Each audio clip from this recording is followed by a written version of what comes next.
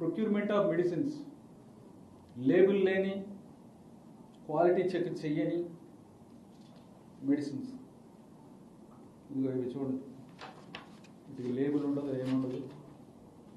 Next substandard maintenance of గోశాల.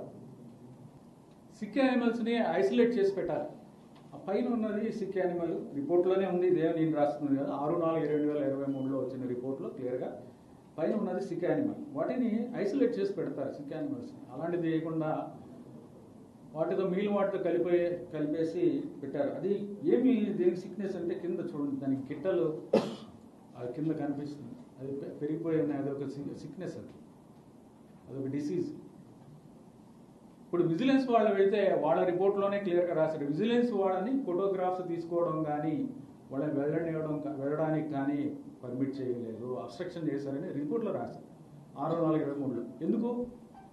ఇప్పుడు vigilance వాళ్ళు కాదు, ఎవరన్నా వెళ్ళొచ్చు, ఎవరిని అబ్స్ట్రక్ట్ చేయం. ఎందుకు? దాచుకోవడానికి ఏం లేదు, ఎందుకంటే అన్ని స్పష్టంగా చేస్తున్నాము.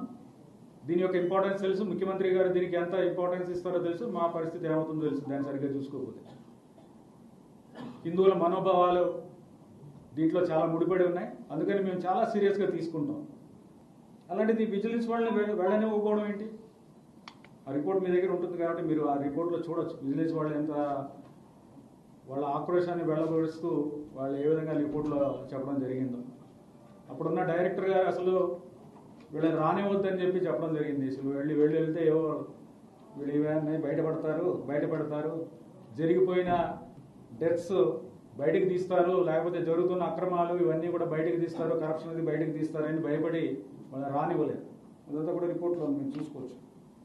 Poor maintenance of live stock అంటే మన కౌస్ని, గోమాతల్ని ఏ విధంగా పూర్ మెయింటెనెన్స్, వాటికి ఎలా ఇంజరీస్ ఎలా ఉండేవో చూడండి. ఇంకా కొంచెం క్లోజ్గా చూస్తే మీకు తెలుస్తుంది. ఇవన్నీ ఇస్తాం మీకు, చూసుకోండి, చూడండి. వెరీ అన్ఫార్చునేట్, ఇవన్నీ డిసీజ్ వచ్చినవి. అప్పుడు రిపోర్ట్ డేట్తో కూడా ఉంటాయి, డేట్ కూడా చూసుకోవచ్చు రిపోర్ట్ దాని మీద, అప్పుడు సబ్మిట్ చేసిన రిపోర్ట్.